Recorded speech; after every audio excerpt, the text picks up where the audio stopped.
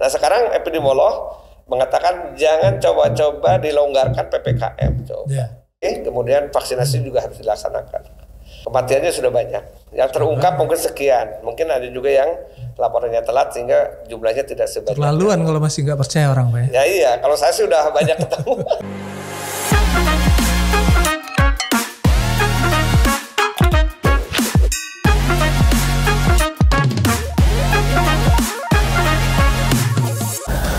Baik, ketemu lagi bersama saya Zohri Muhammad di Batam News Podcast. Kita akan bicara soal kasus COVID di Batam bersama, di hadapan saya sudah hadir epidemiologi dan juga Kepala Balai Pelatihan Kesehatan Batam yang hari-hari meneliti atau meriset atau mendata kasus-kasus COVID di Batam, bagaimana grafiknya, peningkatannya, penyebarannya, kemudian bagaimana sih seharusnya pemerintah atau Satgas menindaklanjuti dari apa yang didata tersebut. Bersama saya sudah ada Pak Asep Zainal Mustafa, Kepala Bapelkes Kota Batam dan Bapelkes Kementerian Kesehatan di Batam. Dan beliau ini sudah 5 tahun Pak ya di Bapelkes. Menjelang 5 tahun dan juga pengurus apa tadi Pak? Pengurus Paguyuban Asep Dunia. Paguyuban Asep Sedunia. Ini bisa kita wawancara juga nih nanti soal Asep Sedunia ini gitu kan. Siap. Bukan hanya Udin aja Pak ya, Sedunia ya. Asep juga. Siap. Baik Pak Asep, belakangan kita perhatikan ya dari beberapa kasus atau komentar atau data yang sudah kita lihat, peningkatan kasus COVID di Batam atau coronavirus ini terus meningkat. Meskipun PPKM darurat sudah dilakukan sedemikian rupa. Bahkan juga barusan ada berita wali kota memberikan warning kepada masyarakat bahwasanya kasus ini akan belum tahu kapan berakhirnya, dan juga kalau melihat dari peningkatannya juga semakin tinggi. Begitu juga angka kematian yang hari ini ya atau semalam itu mencapai 200 dari tanggal 1 ya Pak sampai 200 orang yang sudah meninggal, sehingga wali kota mengatakan bahwasanya lahan pemakaman semakin sempit. Kemudian penggali kubur juga juga kewalahan menghadapi hal ini, dan warga di sekitar Batu Aji atau Temiang Pak itu hampir 30 menit mendengar ambulan datang ke Temiang. Barusan juga lewat kita dengar itu. Barusan juga lewat ya. Nah, gimana nih Pak Asep melihat dari data atau yang sudah Bapak akumulasi ya dalam beberapa dari mulai bulan Maret 2020 ya Pak ya. Kita data sampai tanggal 24 Juli. Dan mungkin sebagai seorang epidemiologi juga bisa memberikan seperti apa sih harusnya kita menyikapi hal ini Pak. Apakah masih perlu PPKM darurat atau lebih dari itu, misalnya karantina wilayah yang anggap itu penguncian wilayah, sehingga kasusnya bisa turun dan semua bisa berjalan normal kembali. Silakan Pak. Assalamualaikum warahmatullahi wabarakatuh. Waalaikumsalam. Saya Asep Zainal Mustafa. Ya. Secara kebetulan memang dulu kuliahnya di Fakultas Kesehatan Masyarakat Universitas Indonesia. Universitas Indonesia ya. Ya, jadi kalau candanya itu dulu saya ingat hadis Nabi utlubul ilma wa lugistin katanya. Cari ilmu sampai ke negeri Cina. Nah, kebetulan Fakultas Kesehatan Masyarakat itu dekat Pondok Cina. jadi udah banyak belajar ya Pak ya? Cari ilmu sampai ke Pondok Cina jadinya. Walaupun ke Cina belum kayaknya. Belum, baru ke India mungkin udah. Baru ke India. Jepang, Thailand, Singapura sudah ya. Itu belajar soal epidemiologi pasti ya? Di antaranya. Ya. Terutama di Thailand mungkin, karena Thailand itu sebetulnya pusatnya daripada ilmu kesehatan masyarakat di sana, public health gitu. Jadi, Thailand ya? Iya, Thailand. Untuk di Asia Tenggara Pak? Betul, Asia bahkan. Asia. Karena kalau dunia itu di ICDC di Amerika. Amerika pun kewalahan dalam hal ini. Dalam hal ini ya? Yang sudah berita punya banyak terakhir ekspor. Tanggal 17 kalau nggak salah ya, 17-18 itu kenaikan kasus itu sampai 90.000 orang sehari di Amerika. Karena mereka ternyata abai menggunakan masker. Abai menggunakan masker. Jadi saya kemanapun juga ya harus pakai masker begitu. Masker gitu, Pak. Walaupun sudah divaksin nih, Pak. Sudah vaksin 2 kali. Dan bahkan hari ini tadi ada pengumuman bahwasanya semua SDM kesehatan akan divaksinasi ketiga. Vaksinasi ketiga kali. Dan hari ini juga dapat pengumuman kalau PPKM darurat mau diperpanjang. Nah, sudah. Oh, sudah. Tanggal 26 Juli sampai tanggal 8 Agustus. 8 Agustus. Dan Batam masuk PPKM level 4. Ada apa ini, Pak? Ya karena ada hitung-hitungannya. Pertama adalah jumlah terkonfirmasi. Itu dihitung, ada hitungannya ya. Harus kalau lebih dari 150 per 100.000 penduduk itu masuk level 4. Kemudian Kematian di atas 5 per 100.000 penduduk level 4. 5 per 100 penduduk. Betul. Itu 5% ya, Pak. Kemudian jumlah yang dirawat juga ada ukurannya. Kemudian testing itu ada juga ukurannya. Nah inilah yang lemahnya mungkin di Batam itu tentang juga diantaranya pendataan. Data kita ya agak lemah juga. Mungkin dari sekarang yang misalnya kemarin diinformasikan 18 orang meninggal dunia ya. Itu bukan 18 orang meninggal dunia hari itu. Tetapi akumulasi dilaporkan, diumumkan. Nah harapan kita kemarin bersama beberapa satuan kerja atau yang lainnya kita berharap kumpul, kemudian bagaimana data itu yang baik dan benar dan cepat, tepat, akurat seperti itu. Karena dari data itu barangkali kita bisa bikin mau tindakan apa ini gitu ya? Atau langkah apa yang diambil? Kita punya kemudian lari ke pusat, itu menjadikan level itu mau 1, 2, 3 atau 4. Dari data tersebut. Betul, termasuk tracing ya. Tracing itu adalah pelacakan. Ada sistem informasi namanya Silacak, ternyata belum dimanfaatkan dengan sebaik mungkin oleh puskesmas. Informasi dari Dinas Kesehatan itu baru 1 puskesmas yang memanfaatkan Silacak itu. Nah ini yang agak ini ya. Selain lain masalah lagi adalah tentang terkonfirmasi. Sekarang terkonfirmasi sudah rata-rata ini saya catat itu per harinya 322. Sebentar Pak, ini data ini real atau sampling aja Pak? Atau real ya? Jadi kita punya data, tapi saya juga yang namanya epidemiologi itu harus ada dasar. Iya. Yang namanya informasi termasuk untuk pimpinan itu harus berdasarkan data fakta. Nah saya dapat datanya ya kita baca dari laman aja, kita analisis laman lawan corona Batam itu, UID. Kita analisis sejak tanggal pertama kali ada kasus 19 Maret 2020, kita catat terus kebetulan saya masuk ke BLC, Batam Lawan Corona. Batam Lawan Corona ya. Yang dibentuk oleh provinsi, ditempatkan di Geraha Kepri itu di lantai 7 itu. Nah dari sana saya sering berkomunikasi dengan teman-teman. Bahkan dari awal bulan Maret itu saya diskusi dengan salah satu profesor itu, yang namanya karantina yang sekarang isolasi mandiri kemudian isolasi terpusat itu harusnya dari dulu sudah dilaksanakan. Ya, dan Batam itu sudah termasuk bagus loh. Bulan Desember turun, Januari turun, Februari naik, Maret naik. Karena apa? Dulu sistem karantinanya itu begitu ada antibodi aja, kemudian yang kedua antigen aja sudah digalangkan. Nah kemarin kebetulan menurun, kemudian di dalam kasus ketika meningkat agak susah lagi, sehingga isolasi mandiri sampai saat ini 73%. Jadi isolasi mandiri 73% itu berarti kan dia diisolasi di rumah, banyak rumah, kemudian penularannya bisa agak berat karena kan kita belum tentu menggunakan rumah yang sesuai standar untuk isolasi. Itu yang ya itu banyak ya masyarakat yang belum paham itu gitu ya Pak. Ada teman bagaimana saya SOP-nya gitu kan. Ada teman saya satu rumah itu 9 orang positif. Gitu. Mereka isoman. Tapi bisa melewati itu. Akhirnya bisa. Tetapi kan yang kita khawatirkan adalah ketika masalah ini menjadi penularan yang agak cepat itu.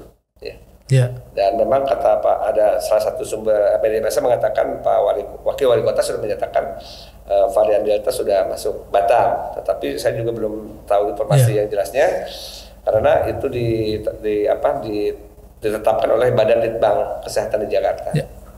Kan melihat data ini tinggi Pak, sebagai epidemiologi kan kita juga memberikan saran seperti apa sih dari hulu ke hilirnya menangani pandemi ini gitu kan. karena penyakit ini menyebar dan menyebar luas di masyarakat. Apakah misalnya dari hal yang detail, misalnya dari isoman atau tracing ya, tadi 3T ya Pak? Ya, tracing, testing, treatment. Bukan apa 3T, tahu tempe. Tahu tempe, tahu. Dia yang penyet gitu. Yang penyet. Bukan yang penyet ya. Ya.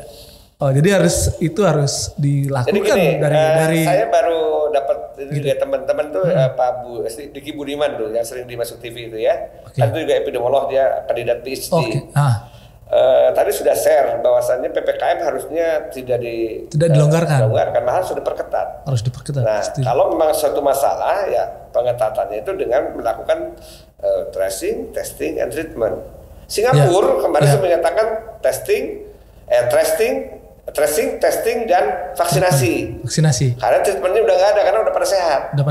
Nah, tapi sekarang udah lemah. Lagi. Kemarin muncul ada seorang pemandu lagu dari Vietnam. Kemudian dia abai, kemudian dipakai di sana sini karena masih terbatas. Akhirnya kena 92 orang kena. Akhirnya dia lockdown lagi sampai Agustus di Singapura. Sampai Agustus. Padahal dia sudah menyatakan Singapura akan berdampingan dan hidup dengan corona. Nah, tapi begitu ada kasus seperti itu mereka langsung. Dan di Singapura itu bulan Mei Juni 2020 itu peningkatan kasus sudah tinggi, kesini sudah melandai. Jadi rata-rata 30, 20, 30, ketika 92 itu langsung KLB dia atau ini cukup berat namanya itu. Tapi ini kasus ini kan bisa diprediksi trennya seperti apa itu bisa. Maksudnya dalam sebulan ke depan atau 2 bulan ke depan. Bisa, yaitu atau setahun ke depan itu bisa sebetulnya. Hanya ketika ada varian baru tuh, nah ini agak berat lagi. Oh, agak berat lagi. Apalagi orang bilang karena sudah divaksin, berapa persen sudah divaksin? Iya. Sekarang baru misalnya 30-40 ribu, target 181, berarti kan baru 25 sekian persen. Ya, itu pada dosis pertama. Yang harus dikuatkan adalah dosis 1, 2, bahkan tenaga kesehatan kan akan disiapkan untuk vaksin ketiga karena terdepan dan kemarin terjadi beberapa kematian begitu. Kan terakhir di Batam kan ada dokter meninggal dunia ya perempuan ya. Ya kita kan di Kepri juga lagi banyak ya Pak, nakes-nakes kita yang juga terpapar ya. Memang mereka sebagai garda terdepan tentu harus cepat nih di dan efikasinya vaksin ketiga ya. Efikasinya kan 65,3 Sinovac misalnya. AstraZeneca beda lagi. Nah, efikasi 65,3 berarti dari sekian orang, misalnya 100 orang, berarti kan 65,3 itu insya Allah terbebas atau sembuh dengan vaksin ya. Tapi sisanya kemungkinan besar bisa terpapar lagi, apalagi tidak prokes protokol kesehatan gitu. Dan banyak pejabat kita juga banyak yang kena ya. Misalnya istrinya kerja di rumah sakit, datang ke rumah, prokesnya enggak, kenanya seperti itu. Kena seperti itu. Bahkan pejabat di Kemenkes ada satu pejabat itu ternyata punya kamar mandi di depan rumah. Jadi sebelum masuk ke rumah dia mandi dulu wajib. Jadi pakaiannya udah disiapin di depan pintu. Setelah mandi baru bisa masuk rumah. Begitu. Baru aman gitu ya Pak ya? Ya, saking ketatnya mereka itu. Ya. Kalau melihat dari case fatality rate kita Pak ya, kan apa sekarang ini kita alhamdulillah masih 2. Kalau di Batam masih 2% ya. Berarti di bawah nasional ya? Nasional ya. Masih di bawah nasional. Ya. Nah untuk kesembuhan kemarin sempat sampai 82% ya, sekarang udah naik lagi. Ya. Naik lagi. Nah yang paling berat itu kita hitungannya kan zona merah, zona kuning itu kan itu adalah kasus aktif. Kasus aktif ya. Ya gitu. Baik. Yang paling ekstrim yang harus dilakukan pemerintah atau Satgas dalam mengatasi ini kira-kira apa Pak? Atau hanya cukup dengan PPKM darurat atau lebih dari itu? Ya itu PPKM itu kan banyak istilah ya di PSBB. Apa bedanya PSBB dengan PPKM? PSBB itu diusulkan oleh daerah, sesuai Menteri Kesehatan kan? Nah, kalau PPKM sekarang instruksi dari Jakarta. Dari Jakarta dengan level-levelnya kan? Seperti Batam levelnya masuk level tertinggi itu, level 4. Nah kita harapkan sebetulnya ingin ada penurunan, tetapi ketika terjadi penurunan itu gimana caranya? Ya itu minimal yang terkonfirmasi itu 1 hari di bawah 150 sampai 150 kan level 3 dan sebagainya seperti itu. Nah apa yang perlu dilakukan sebetulnya dengan situasi Batam yang penduduknya 1,19 ya, Tapi ada juga mengatakan 1,3. Nah dulu sudah ini kan ketika awal-awal ada kasus itu 1/1000 jumlah penduduk per minggu 1.300.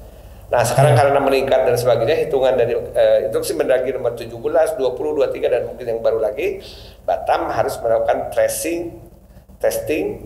Nah testingnya berapa? 3.300 per hari. 3.300 per hari. Orang per hari.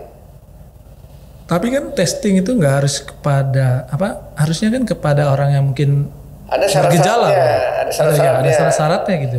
Nggak ada kontak, berdekatan, bertemu. Benar. Nah itu ada artinya bukan hanya sembarang aja. Enggak. Makanya nanti kita akan informasikan biar lebih efektif gitu ya.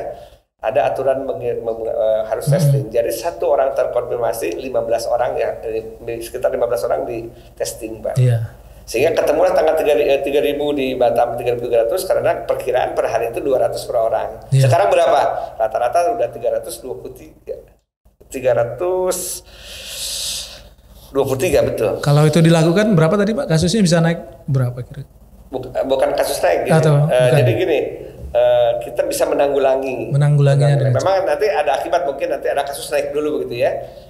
Tapi kan karena sudah di testing, diobati. Ya diobati kan. Dengan pertama juga dikarantina dulu bagi yang tidak gejala kan. Yang gejala kemudian ditindaklanjuti dengan PCR, mungkin nanti positif kan betul. Nah itu diisolasi gitu. Nah isolasinya ada isolasi mandiri dan sebagainya. Nah isolasi mandiri sekarang sudah 73%, ya nggak berarti 73%. Gini Pak, kapan sih sebenarnya kasus ini bisa berakhir Pak? Kalau menurut ilmu epidemiologi ya. Jadi kalau flu burung itu kan hilang begitu saja, atau bukan karena diobat tapi karena dia pandemi lalu kemudian saya pernah ngikutin juga ya hilang, nggak sempat terlalu mewabah di Indonesia ya, atau di Batam juga nggak sempat mewabah. Nah kalau ini sudah ada belum ya? Jadi gini, prediksi. Jadi dari awal sudah dinyatakan penyakit ini adalah penyakit yang diakibatkan oleh droplet dan sebagainya. Ya. Kemudian penyebarannya hitungan 1 meter 2 meter sehingga akhirnya ketemulah istilah jaga jarak.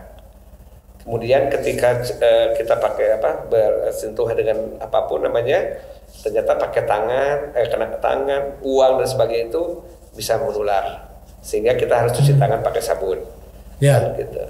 Kemudian pakai masker, ada hitungannya. Nah, secara epidemiologi itu udah kehitung, pakai masker berkurangnya berapa, cuci tangan pakai sabun pakai berapa, akhirnya sampai sekian. Nah, karena Indonesia itu terkenal dengan yang namanya ada mudik lebaran, ada banyak sekali acara di Indonesia itu.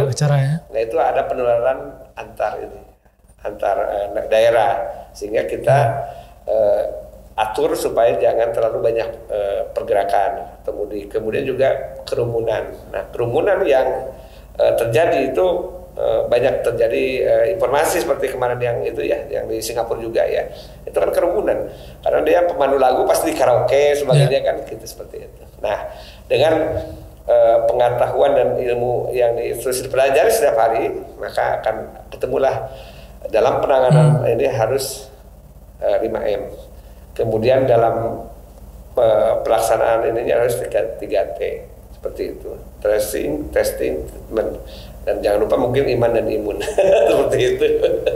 Indonesia kan juga sudah masuk daftar blacklist ya Pak di beberapa negara. Iya karena artinya mungkin sedang peningkatannya itu terutama di Pulau Jawa kemarin ya, Pulau Jawa Bali ya. Gitu.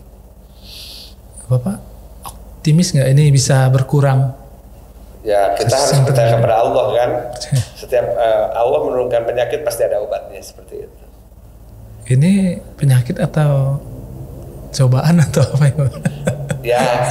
Atau ya gini, secara ilmu pasti ada ya. Dan Allah juga menekankan doharo bil bahri wa bahri bima kasabat aydinas. Karena ulah manusia. Manusia itu sudah disarankan untuk pakai masker. Sebagai Pak Manjuri kan sekarang nggak pakai masker. Iya, kita akan tetap optimis enggak karena yang lain pakai masker. Tapi kalau semuanya ada yang nggak pakai masker lagi, datang ke sini siapa tahu ada yang ketemu di suatu tempat, akhirnya ada yang kena gitu. Eh, Gini Pak, kalau untuk pasien-pasien yang isoman ini, tapi epidemiologi juga punya tips ya Pak, atau punya tips untuk bagaimana sih isoman yang untuk mencegah penyebaran, kemudian termasuk juga cara-caranya Pak. Epidemiologi itu berbicara tentang orang, tempat, waktu, OTW, dan caranya menyebar gitu ya. Untuk menghitung, menganalisisnya. Nah, kemudian dia juga akan melihat bagaimana gejala dan sebagainya, akibatnya gimana sebagainya. Nah, orang epidemiologi akan berbicara tentang orang, bagaimana siapa yang kena. Oh, yang paling banyak adalah orang tua dan komorbid. Nah, itu hitungan itu sudah ada. Sehingga ketika ada orang yang kena kasus itu, ketika banyak orang yang kena, pasti akan ditambahkan yang komorbid dulu seperti itu. Ya. Umur pasti kan udah, mungkin yang lebih tua lebih, tapi kemarin kan sempat ke anak-anak ya. Tempat yang paling banyak di mana ya, daerah-daerah yang pergerakannya tinggi, kemudian kerumunan tinggi seperti itu. Jadi kita berbicara orang, tempat, waktu gitu, udah OTW lah. Kalau orang lain kan on the way atau tunggu way, kalau kita orang, tempat, waktu gitu. Iya. Nah, ini untuk kasus di Batam sendiri. Iya. Jadi terjadi peningkatan kasusnya itu lebih besar sejak mulai bulan Mei ya Pak ya. Bulan Mei meningkat sekali. Nah, sempat turun di bulan Maret kan? Maret sempat turun. Nah, ini Februari, kemudian Maret ya. April tingkat. Bahkan kalau dibandingkan dengan jumlah kasus ketika bulan Februari, wah sangat meningkat sekali ya. Karena juga ada varian baru ini. Iya. Nah, ini dorong mungkin varian baru sendiri yang, tapi sampai hari ini pun kan kita mengirimkan dari BTKL ke bank secara itu belum ada ditemukan. Bukan, tapi tadi di media massa udah mengatakan Pak Wakil Wali Kota bahwasanya varian baru udah masuk ya. Dengan ciri-cirinya udah masuk sebetulnya. Tapi secara laboratorium kan akan diumumkan oleh pemerintah di mana ini sudah masuk atau tidak. Delta ini lebih ganas ya Pak? Bisa di airborne juga Pak? Sekarang tuh ada istilah, ada apa, beta, gamma, kappa lagi ada lagi katanya. Ini lagi. Jadi tergantung daerah pertama kali muncul. Ya seperti India kan dianggap deltanya itu ketika dia bulan Februari euforia bahasanya sudah turun ya. Kasusnya, kemudian dia pesta di Sungai Gangga, ternyata susah. Bahkan yang pernah ada satu pesawat kan datang ke Jakarta. Bermutasi lagi dia, betul. Jadi kalau namanya virus itu kan tiap tahun ada itunya. Nah, intinya adalah tidak jauh seperti SARS sebagainya itu, ya itu karena mutasi-mutasi itu sendiri. Nah, memang sekarang sedang diteliti nih, WHO tetap ngotot supaya ke Wuhan datang ya. Pertama kali virus corona tuh bagaimana seperti itu. Ya. Ini tetap diteliti Pak, walaupun mungkin sains juga bertahan-tahan supaya ini. Hanya memang sempat ada ini kan katanya dari laboratorium bahkan Amerika, bahkan yang ada di Cina kan seperti itu. WHO bahkan memprediksi ke depan ini bahkan lebih buruk lagi Pak. Ya, makanya kita harus banyak ibadah sekarang. Ancamannya sudah. Saya lihat di Facebook ya. Tiap hari. 5 orang yang kita kenal atau teman dari teman kita itu meninggal. Kakak saya meninggal juga karena COVID. Ya, gimana Pak? Kakak saya juga meninggal karena COVID. Jadi kalau saya seperti ada dokter yang mungkin juga mengatakan seperti terakhir kan siapa itu mengatakan bukan COVID, tapi kenyataannya yang sudah meninggal Dr. Louis. Ya mungkin dia juga, tapi sebelumnya kan memang ada obat. Kalau saya baca di artikel Kompas itu memang ada obat yang ditarik Pak. Obat dari Cina. Itu udah lama itu. Nah ya sekitar bulan Mei. Ya sudah lama itu. Memang dampak dari obat itu memang dampak kepada lebih besar ya, apa risiko terhadap kesehatan dan nyawa manusia sehingga ditarik lagi. Itu udah lama. Nah, itu udah karena di rumah sakit. Sekarang pasiennya ada pemalsuan vaksin. Itu kan 2017 di Cikarang. Pemalsuan vaksin. Itu kan orang-orang yang nggak senang atau ingin membuat berita hoax dikeluarkan tuh berita-berita seperti itu. Padahal 2017 loh diponis 8-9 tahun, tapi muncul lagi bahwasannya ada vaksin palsu seperti itu. Yang jelas gini, pemerintah itu udah biaya banyak, 2 triliunan. Kalau kalah sama hoax ini, ya. Hoax itu sebenarnya saya pengajar anti korupsi, saya pengajar tentang bela negara. Yang namanya hoax itu adalah kecepatan jari lebih cepat dari kecepatan otak. Abang Pak Maujuri kan begitu terima share orang lain nggak tanpa pikir ini baca juga nggak, kirim lagi. Nah itu namanya hoax. Kecepatan jari lebih cepat daripada kecepatan otak. Pak Habibie itu sebelum bicara udah ada di otak itu, saking pinternya. Nah hoax itu kecepatannya udah kecepatan jari lebih cepat dari kecepatan otak. Ngomong dulu baru mikir ya. Iya, tapi balik kan, ya Pak. Kalau ini harusnya belum apa-apa udah kan? dikirim begitu kan. Pejabat juga ada yang begitu. Banyak. Karena masih tetap juga percaya COVID itu seperti itulah. Sehingga ketika dia dapat, wah ini akan ada vaksin palsu gitu. Pada tahun 2017 itu kasusnya itu yang di Cikarang itu kan dulu gitu. Saya kebetulan dulu kepala bapak ke Cikarang. Dulu di Cikarang. Ya sebelum di ini. Nah itu kasusnya udah lama. Sekarang muncul disebarin seperti itu. Sekarang mau jadi udah vaksin belum? Sudah. Ketika kemarin ada dari perusahaan muka kuning ramai-ramai ya itu ke mana? Ke Awabros. Katanya apa namanya? Gejala apa-apa. Oh, gejala ya. Sekarang ada lagi ya gejala-gejala kan? Itu karena kebetulan dia dinas malam pulang pagi langsung divaksin, harusnya makan dulu sebagainya kan seperti itu. Nah itu hoax seperti itu. Kemudian ada meninggal 1 orang diulang-ulang di TV kan. Nah makanya masyarakat takut. Padahal vaksin apapun dampaknya pasti ada aja sama. Pertanyaan saya. Dulu polio ya vaksin. Vaksin ada berapa yang disetujui pemerintah? Ya, ada Pfizer, AstraZeneca, ada sekarang Moderna dan sebagainya. Ketika Mas Juri sakit kepala, apa yang dimakan? Ketika sebelum ada kasus seperti ini. Iya, Panadol. Panadol, Borexin sebagainya. Berarti vaksin juga ada banyak macamnya begitu. Banyak macamnya. Gitu ya. Jadi jangan sampai bagaimana. Paling cocok nggak cocoknya gitu. Nah itu. Kalau saya AstraZeneca, tapi nggak merasakan apa namanya kipinya Pak ya. Dampaknya. Nah jadi kipi itu kalau berbicara kipi itu adalah kejadian ikutan pasca imunisasi. Nah itu setiap dulu juga sering kan, terutama ketika program vaksin anak-anak. Nah itu ada Komnas KIPI-nya.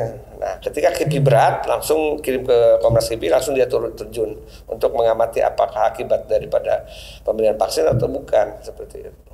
Iya. Itu namanya ada. Jadi kita sudah siap sebetulnya, dan Allah sudah takdirkan Indonesia itu negara baldatun thayyibatun warabun ghafur, walaupun banyak yang kufur dan nikmat gitu ya. Karena hoax kiri dan sebagainya. Nah undang-undang wabah itu belum diganti. Nomor 4 tahun 1984. Ya. Barang siapa juga orang-orang yang menghalang-halangi itu udah ada pidananya. Undang-undang pidananya. Kemarin Allah sudah mentakdirkan Undang-Undang nomor 6 tahun 2018 tentang karantina kesehatan. Coba siapa yang tahu tahun 2020 ada COVID seperti ini? Betul nggak? Kita sudah siap undang-undangnya, gitu. Makanya ketika ada orang bilang begini, ya kalau di hadapan dengan undang-undang ada sanksinya, ada pidananya, ya sudah harus dijalankan. Gitu. Karena kita negara hukum gitu seperti itu. Karena pandemi yang sering terjadi di kita kan biasanya demam berdarah ya Pak ya. Ya, itu bukan pandemi. Pandemi bukan. Jadi ada epidemi, ada pandemi, ada endemis. Kemudian kalau pandemis enggak ya? Jadi endemis. Endemis itu apa? Setiap tahun minimal 3 tahun berturut-turut itu ada terus kasusnya seperti itu. Itu endemis. Endemis. Nah, ada KLB, kejadian luar biasa. Ada wabah. KLB biasanya ditetapkan oleh Dinas Kesehatan atau Bupati. Kalau wabah sudah masuk ke ranah nasional bisa ditetapkan wabah, ya. Wabah. Kemudian kalau antar negara namanya pandemi seperti pandemi. Itu. Sedunia itu udah masuk pandemi. Flu burung termasuk pandemi juga. Ya, karena kan beberapa negara kena kan seperti itu. Oke. Itu kira-kira. Baik, tapi gini Pak, soal penyebaran ini ada beberapa yang mengaku dia di rumah aja gitu sebulan atau nggak keluar rumah atau nggak ada interaksi sama sekali, tapi kena juga. Iya, itulah. Nah ini ada apa ini atau gimana pola penyebarannya yang terjadi sebenarnya? Jadi kan pertama adalah kita di Bantuanti sudah harus melaksanakan 5M. Ya. 5M kan, memakai masker. Mungkin suatu saat abai ya. Ya. Cuci tangan pakai sabun kadang-kadang juga bisa lupa. Kan jaga jarak, kita tidak tahu naik kendaraan atau lewat sekilas aja gitu ya. bisa terjadi ya. Apalagi datang ke kerumunan ya. Apalagi mobilitas tinggi seperti itu. Tapi ada yang di rumah aja katanya Pak ngaku. Ada Serina Munah, kemudian di Batam ada teman saya, istri teman itu. Katanya dia di rumah aja tapi kan nggak tahu anak-anaknya atau suaminya. Kena juga. Sementara hanya dia yang kena, yang sering di rumah gitu kan. Nah, teman saya beberapa bulan lalu meninggal dunia. Dia nggak kemana-mana. Iya. Kedatangan tamu. Datangan tamu. Tamunya itu kebetulan dia bawa obat-obatan, kelihatan obat-obatan COVID gitu. Tapi dia tidak curiga karena kan dari tamu namanya. Oh. Nah kemudian nggak lama ngobrol-ngobrol, makan bareng. Makan bareng. Ya, nggak lama 2 hari kemudian dia terkonfirmasi COVID. Setelah datang tamu itu, 2 hari kemudian meninggal dunia. Mau nggak percaya gimana coba? Percaya. Kematiannya sudah banyak. Yang terungkap mungkin sekian. Mungkin ada juga yang laporannya telat sehingga jumlahnya tidak sebanyak. Terlaluan kalau masih nggak percaya orang Pak. Ya iya, kalau saya sih udah banyak ketemu. Gitu. Nah, terkait tracing ini. Misalnya anak buah saya 1 orang kena kemarin. Oke, karena saya orang epid, diskusi, gimana nih? Cek ini, siapa yang merasa ketemu 15, lebih dari 15 menit? Duduknya di mana-mana gitu. Periksa, tek. Akhirnya kita putuskan antigen semua, dapat 8. Oh iya. 8 kan? Nah setelah 8, nah ini juga kasus di masyarakat harus seperti itu, namanya tracing gitu. Nah ini mata kesendiri kan ada itu ya. Iya. Hati-hati. Nah tracing, ditelusuri dulu siapa yang ini, kemudian di testing semua 8. Wah 8 nih antigen, kemudian PCR positif lagi. Nah langsung kita semua di PCR dapat 20. Sama kemarin ada barusan viral juga Pak, itu habis ngucek-ngucek mata vaksinasi massal. Ya itu. Pakai pena panitia, habis itu ngucek-ngucek mata. Bagaimana dia kan bercerita mencari rumah sakit susah 32 sebagainya. rumah sakit nggak dapat. Iya, katanya udahlah kamu percaya sama pemerintah lah sekarang mah gitu. Di tenda dia pernah berpanas-panasan, hujan-hujan. Ya. Mas suka ikut undian berhadiah nggak? Nggak suka sih Pak. Sini ada undian berhadiah Hipermat ya seperti itu. Ya. Yang ikut undian aja belum tentu dapat. Iya. Ya, apalagi nggak ikut undian. Ya. Nah, kasus-kasus seperti ini ibarat seperti ini, ya. Yang deket-deket pasti kena, yang nggak deket-deket bisa aja kena lagi gitu, seperti itu. Jadi serba kemungkinan terjadi. Staff saya itu udah pakai masker 2 lapis, pakai face shield ya, kena juga gitu. Nah memang ada di dalam pemeriksaan itu ada namanya laboratorium itu ada fast negatif, fast positif. Nah itu sudah diperhitungkan, makanya ada pakai antigen, antibody, genos, PCR. Tingkatannya adalah PCR dulu yang bagus, yang kedua antigen, ketiga antibody, kemudian genos itu. Ya. Tapi gini Pak, kenapa orang sih nggak percaya? Sebenarnya bukan nggak percaya sih ini. Belum kena. Tapi bukan belum kena Pak. Tapi efek dari apa kebijakan-kebijakan yang dikeluarkan itu kan berdampak kepada mereka. Mungkin saja mereka pasti keberatan nih. Iya. Saya punya usaha atau ingat saya sering bilang ke apa gitu ya pasti merugikan mereka lah. Waktu ketemu dengan ini forum RT/RW, saya mengatakan jangan berpikiran PPKM itu lama, ada hitungannya. Ada hitungannya. Seminggu, 2 minggu, kalau itu 14 hari lah dan sesuai dengan ini kemungkinan terjadinya sejak kena sampai sembuh gitu kan 14 hari. Nah, tapi kalau dia itu tidak patuh 14 hari ya udah gagal lagi. Gagal lagi Pak. Tahu penyakit TB paru? Tuberkulosis paru itu 6 bulan harus berobatnya. Ya. Sebelum juga akan menularkan. 6 bulan itu harus minum obat terus. Nggak boleh telat. Nggak boleh, bukan telat. Nggak boleh absen sekali ya Pak? Sehari pun nggak boleh absen. Kalau sehari absen, ulang lagi. Juga sama COVID. Kalau kita tidak memenuhi PPKM sebagainya 14 hari untuk seumur hidup atau abai terus kemudian diulang-ulang lagi. Terus. Sekarang berulang makanya sampai tanggal 8 pemerintah menetapkan dengan levelnya. Orang ya ada yang level 1, 2, 3, 4. Nah, kita masuk level 4 gimana itu? Karena kasusnya lebih dari 150 per hari per 100.000 penduduk. Jadi hitungannya per minggu. Sudah harus sangat tegas pemerintah dalam pelaksanaannya. Nggak bisa main-main lagi atau toleransi. Ini sudah toleransi. Indonesia itu sudah sangat toleransi. Indonesia itu negara yang beribu-ribu bahasa dan adat istiadat. Darurat katanya. Nah, ini pemerintah turunkan kan dengan level-level itu. Level 4 lah yang paling tinggi, dekat-dekat darurat sih sebetulnya gitu kan. Nah, makanya banyak istilah, ada PSBB katanya, PPKM, itu diprotes semua orang, apalagi yang katakanlah nggak seneng dengan pemerintah, bahasa apapun pasti akan digugat gitu. Nah sekarang epidemiolog mengatakan jangan coba-coba dilonggarkan PPKM coba. Karena apa itu? Nah untuk itu caranya apa? Sekarang hitung-hitungannya, tracing, testing, treatmentnya harus diperkuat gitu. Nah sekarang Batam coba berapa hitungannya, kita tanya. Mungkin dia melakukan upaya tracing dan testing ya, tetapi laporannya nggak sampai, bisa terjadi. Nah makanya kita kemarin ke Pak Wali Kota mengatakan, Pak itu Silacak namanya aplikasi itu harus diisi. Kalau enggak keputusan pemerintah bisa salah karena data. Karena data ya. Makanya ini penting nih data nih. Gitu. Ya, kalau kita nggak bisa ngomong kalau punya data yang satu-satunya kita punyai epidemiolog nggak terwujud langsung ya dengan membaca laman yang ada di lawan Corona Batam itu seperti itu. Nah di data di provinsi beda, kabupaten kota beda. Waduh kata saya itu. Jadi kita masih bermasalah di data ini, Pak ya? Di antaranya itu. Jadi kemarin udah sepakat data di provinsi akan dikirim ke Jakarta jam berapa.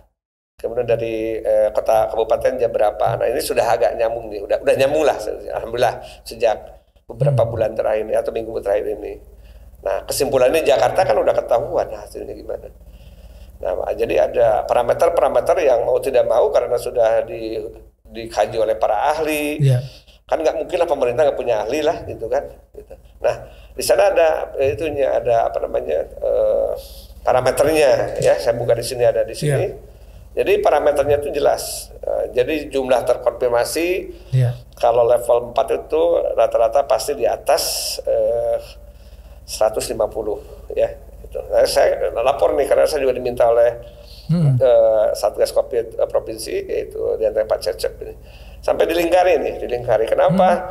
Karena kasusnya itu misalnya 227, tetapi dengan dilakukan pelacakan 120. Harusnya kan ketika 200 itu kali 15 berarti 3.000 orang. 3.000 ya. Harus dilacak seperti itu, di atas ya. Karena kan yang di tesnya satu konfirmasi 15 orang di testing begitu ya. Nah, contoh di sini yang saya analisis, saya sampaikan kepada beliau itu adalah perhitungannya nih ya. Sekarang nggak bisa main-main karena sudah ada parameternya nih. Ada parameter semua. Pertama terkonfirmasi per 100.000 penduduk. Kemudian yang kedua rawat inap rumah sakit per 100.000 penduduk, tidak boleh 50. Kemudian yang meninggal di atas 5 itu berarti level 4. Nah seperti itu. Testing dengan menyatakan hitungannya dengan positive rate per minggu semua dihitungnya. Kemudian tracing. Kemudian treatment, ya treatment itu adalah BOR ya, bed occupancy rate. Bed occupancy rate itu jumlah tempat tidur yang terisi dikali 100%. Ya. Kemudian juga capaian vaksinasi. Jadi ini udah nggak bisa diganggu gugat lagi. Kalau kita tidak bergerak ya levelnya udah jelas gitu. Iya. Itulah yang kita sering diskusi lah sama teman-teman. Dan alhamdulillah tadi malam dengan Pak Wali Kota itu kita sampaikan, ayo semuanya bergerak. Makanya kita akan melakukan antigen secara ketat ya, sesuai dengan ketentuan sih. Kemudian vaksinasi juga harus dilaksanakan.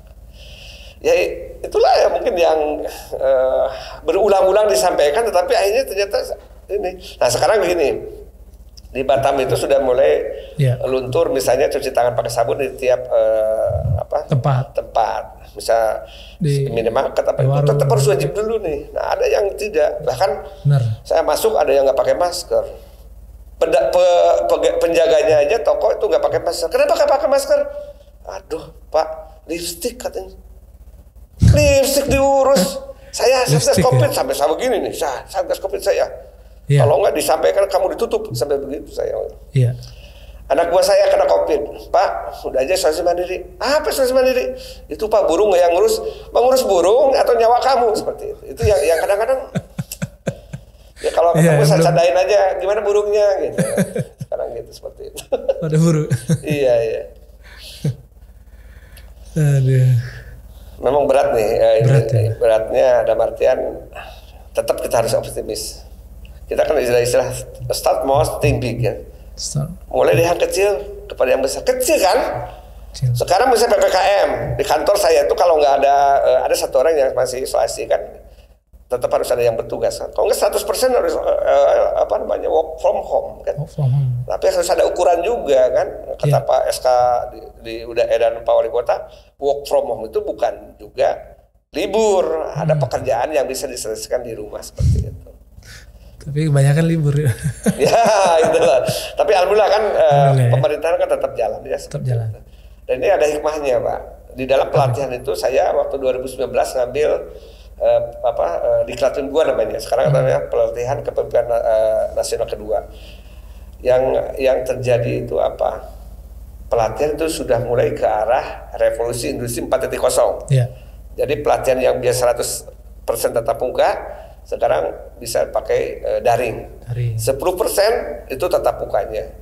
30% itu 20% adalah coaching and mentoring. 70% adalah dengan daring. Dan sekarang didorong oleh Covid laksana semua. Satu hari saya bisa meeting 12 ya? Iya, yang paling bahaya kan telinga 2 ini 4 komputer yang gitu. Tapi kan sudah ada dorongan. Nanti kesannya jadi terbiasa seperti itu. Dan kalau tidak digunakan untuk Covid, kelihatan efisiensinya. Ya hanya tetap kualitas harus dijaga pelatihan. Kami sudah melatih 20 ribuan vaksinator. Ya. 6 ribuan itu yang tentara itu. Yang makanya tentara ada 1000-an vaksinasi. Nah itu yang latih kita. Vaksinator nih untuk vaksin itu, Pak? Ya yang nyuntik vaksin itu. Ya. Itu bisa orang biasa pun bisa juga. Dokter perawat. Oh, dokter dan perawat. Bidan. Yang sudah dulu pelajaran sudah ada. Ya. Oh itu se-Indonesia. Saya se-Indonesia. Yang udah dilatih kan sekitar 125 ribuan lah yang dilatih oleh balai pelatihan yang ada di Kemenkes. Ada 6 balai pelatihan kan dengan balai besarnya itu. Nah besok tanggal 28, 29, 30 kami akan melatih bidan praktek mandiri itu Pak. Jadi nanti vaksinasinya bisa di bidan praktek mandiri sehingga tidak terjadi kerumunan seperti Temunggung ramai itu kan. Iya.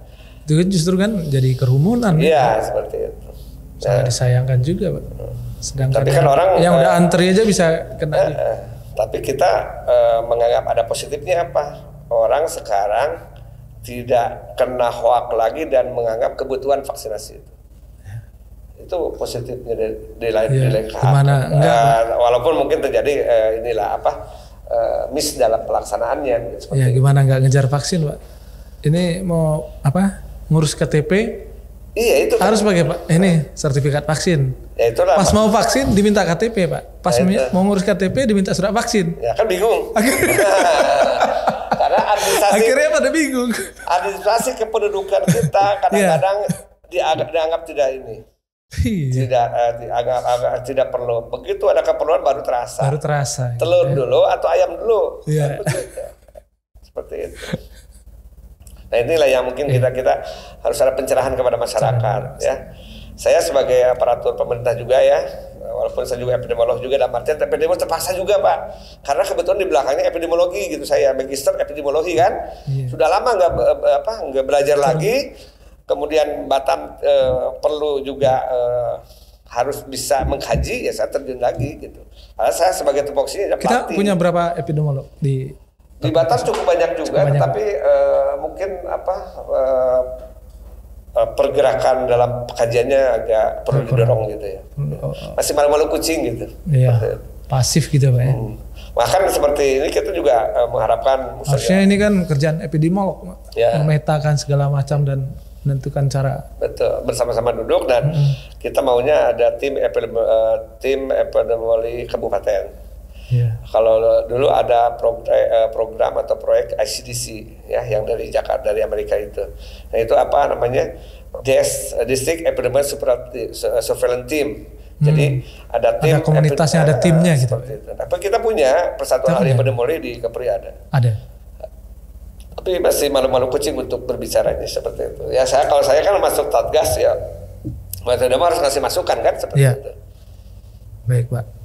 Artinya memang pandemi ini bisa berakhir kalau memang dari hulu ke hilir penindakan ya Pak proseduralnya dalam menekan kasus COVID ini sudah baik. Kemudian juga masyarakat juga punya kesadaran Pak ya, bagaimana menjaga 5M itu.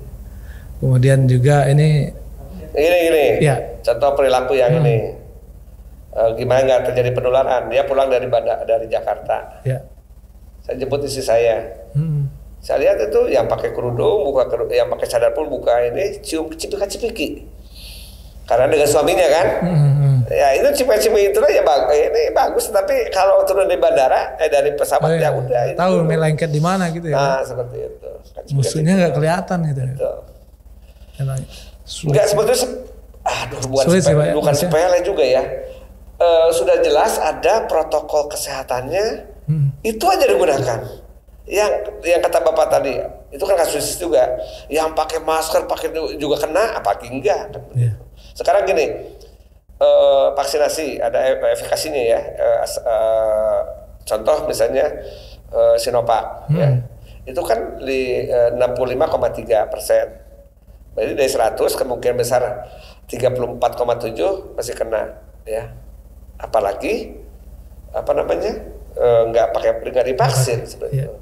Nah, begitu sudah divaksin pun harus tetap protokol kesehatan. Kenapa coba? Kenapa menerapkan protokol kesehatan kalau tetap udah divaksin? Untuk memperkecil lagi. Yang lainnya belum divaksin. Yang lain belum divaksin. Ya, misalnya sekarang target 181,5 berarti 363 juta. Ya. Sekarang yang nunggu divaksin 30 jutaan, baru berapa persen? Kan 20% dari 20%. Yang dari 181 seperti itu. Tapi orang bilang, udah divaksin kena. Ya, itu kan berita-berita yang kadang-kadang dibuat, nggak tahu pabrikan berita hoax dari mana. Dulu waktu awal vaksinasi ada anak-anak kecil katanya divaksin, vaksin campak itu. Setelah ditelusuri ternyata ada yang ketakutan, kemudian ketakutan berjemaah, akhirnya pada pingsan semuanya seperti itu. Tapi makanya Indonesia itu sudah menyiapkan, pemerintah Kemenkes itu menyiapkan namanya KIPI, Komnas KIPI.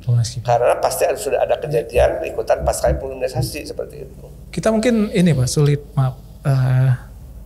menerapkan prokes segala macam karena memang tradisi kita udah dari bertahun-tahun itu mewajibkan, kadang kita berkumpul, bersilaturahmi, salaman segala macam ya. Silakan itu lihat nih. Kadang mungkin orang refleks atau apa gitu kan, yang kadang refleks untuk melakukan hal itu. Itu kan kita kalau Muslim ada toharoh, bab toharoh ya, bersuci.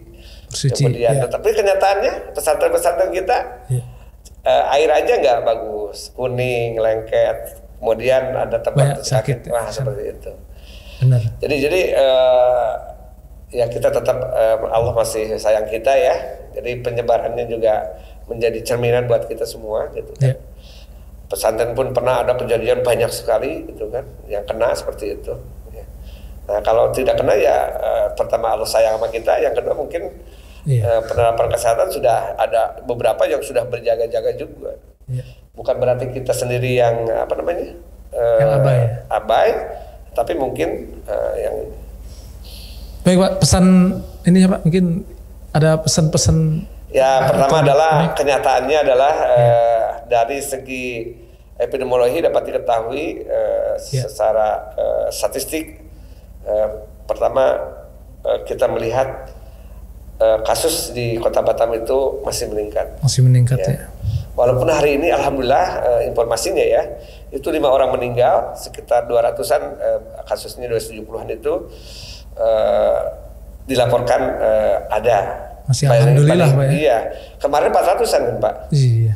300. Kemudian tanggal 17 itu 503 kasus. Nah, sekarang sudah agak menurun. Nah, seperti itu. Hari ini menurun. Menurun yang dilaporkan ya. Karena gini. Beda. Yang benar itu epidemiolog itu berbicara hari ini hitungannya kapan dia kena. Nah, hitungannya itu pertama. Tapi kan agak sulit juga. Ya. Akhirnya kita pakai data yang ada saja dulu, yaitu yang dilaporkan, diinformasikan kepada masyarakat. Ketika orang kaget, 18 orang meninggal, belum tentu hari itu meninggalnya. Ya, laporan dari rumah sakitnya agak telat, seperti itu. Nah, artinya ada ukuran-ukuran tertentu yang ditetapkan oleh pemerintah. Kalau kita ingin turun level juga, pertama adalah ayo kita bersama-sama menurunkan kasus yang terkonfirmasi lah seperti itu, ya. Karena hitungannya adalah dengan testing. Ya, sekarang ada pertanyaan kemarin Pak Asep atau Pak Wali Kota, bagaimana hitungannya yang data sekarang, yaitu hasil PCR di BTKL, Badan Teknik Kesehatan Lingkungan. Karena satu-satu PCR yang ada di Batam itu, kemudian juga ada rumah sakit mungkin. Nah, pelaporannya yang saya kurang paham, karena kan harusnya semuanya melaporkan. Terintegrasi harusnya semuanya ya, dalam satu. Tapi ketika kita analisis yang dari BTKL saja, dari sekian orang yang diperiksa itu, misalnya dianggap 100 orang, itu kemarin sempat 70 positif. Berarti di antara kita ini udah ada yang positif nih, kalau kita dicek seperti itu. Nah, 70 di antara 100? 70 sampai 70. BTKL ya Pak? Dari BTKL. Data BTKL. Gitu. Nah, kita kan yang memeriksa bukan BTK aja, ada RSKI, ada rumah sakit, ada klinik. Nah, apakah itu dilaporkan atau tidak? Seperti itu.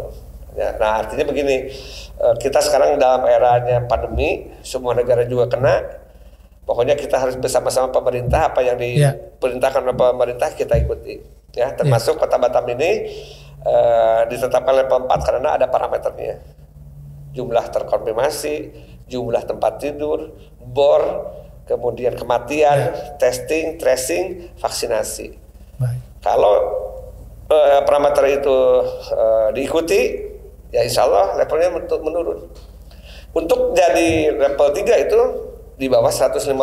Sekarang kan masih rata-rata 372. Kapan mau turunnya ini? Nah, ayo kita semangat untuk sama-sama.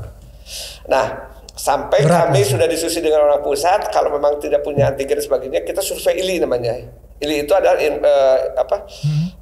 influence like illness. Jadi kita melihat begitu ada yang sakit, yang panas, influenza panas gitu ya, langsung karantina saja gitu. Jangan kemana-mana itu, udah mendekati ke itu seperti itu. Daripada nunggu jadi tapi masyarakat harus turun semuanya gitu. Makanya saya udah dapat formatnya, bagaimana mungkin kita serahkan kepada Pak RT RW. Pak RT itu kan 100 berapa kakak atau berapa jumlah kakak yang dia tanggung jawabkan, kan disurvei aja dulu gitu. Udah gitu. Nah, nanti masyarakat yang terdampak, Pak Wali Kota udah bilang katanya kan sudah ada bantuan disiapkan lah untuk masyarakat terdampak gitu. Harus juga disiapkan Pak.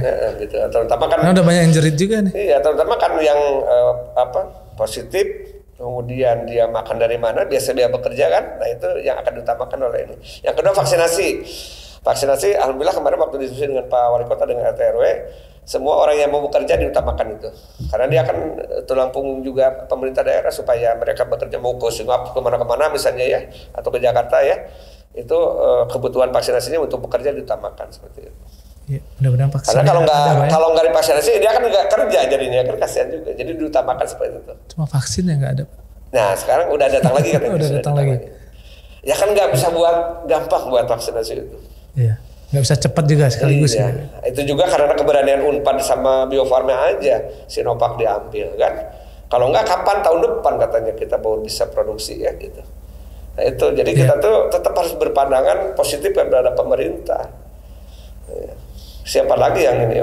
Pemerintah anggaplah orang tua. Ya. Orang tua itu kan yang melahirkan kita, terutama ibu ya. Masa nggak dihormati lagi? Pemerintah udah mengeluarkan ratusan triliun nggak dihormati lagi, malah di ini hari ini kan ributnya mau ada demo-demo besar-besaran. Apa-apaan itu? Gitu. Padahal ayo seperti Tantowi Yahya, duta besar di Selandia Baru, dia bercerita kan. Di sana lebih berat lagi manusia kalau yang namanya perbedaan politik, tapi demi COVID mereka bersatu untuk menanggulangi COVID. Seperti itu aja. Terima kasih. Iya, baik Pak Asep. Kalau ada salah kata mohon dimaafkan karena kadang-kadang ya baru pertama kali udah lama enggak ini. Kalau jarak jauh dengan Radio Hijrah, dengan RRI pernah juga, dengan Tribun News juga pernah seperti itu. Nah, dengan Batam News ini. Ya mudah-mudahan berkenan lah dengan diskusi ini gitu ya. Kalau ada salah kata mohon dimaafkan. Yang jelas adalah bulan Juni itu peningkatannya tinggi sekali. Tinggi sekali. Ya. Jadi mudah-mudahan kalau bisa di sini, turun Pak ya. contoh di sini maaf. Iya. Sangat tinggi sekali. Nah, bayangkan. Tinggi sekali Pak ya. Mbak Margareta, kapan gelombang pertama? Ya, gelombang pertama itu yaitu bulan Oktober November. Nah, pada waktu bulan April, Pak, mungkinkah ada gelombang berikutnya? Menurut saya karena ada Idul Fitri dan sebagainya akan meningkat. Nah, ternyata ditambah lagi dengan varian baru mungkin ya. Coba. Ini, Juli sudah 7.700. Bisa. Pada sempat bulan ini nih, tanggal berapa ya? Februari 256 coba. Februari 256. Sekarang ini 7.000. Paling ini ya, udah melandai ya. Berapa ratus persen, 300%, 3.000% kan? Gitu. Peningkatannya. Ya, ini terserah SLTA, selanjutnya terserah Anda. Gitu. Terserah Anda. Jadi mau percaya mau enggak, yang jelas adalah sekarang data. Jadi orang Epic itu berbicara data. Kalau tanpa data kita nggak bisa bicara. Assalamualaikum warahmatullahi wabarakatuh. Satu kata Pak, kalau ini nggak dilakukan Pak, misalnya tindakan PPKM darurat atau segala macam itu, apalagi yang akan terjadi lebih parah lagi tuh? Oh, lebih parah lagi. Lebih parah lagi pasti ya. Baik. Terima kasih Pak Asep. Makanya ya. Tindakan ya, penindakan yang dari Satpol PP lebih ditingkatkan, bukan hanya penyekatan, tapi yang nggak pakai masker. Oh ya, lalu pengetatannya Pak ya. Baik Pak Asep, terima kasih udah datang ya Pak, meluangkan waktunya. Mudah-mudahan kita semua sehat saja dan kasus COVID di Batam semakin menurun. Selamat sore, Assalamualaikum warahmatullahi wabarakatuh, dan jumpa lagi di Batam News Podcast next episode.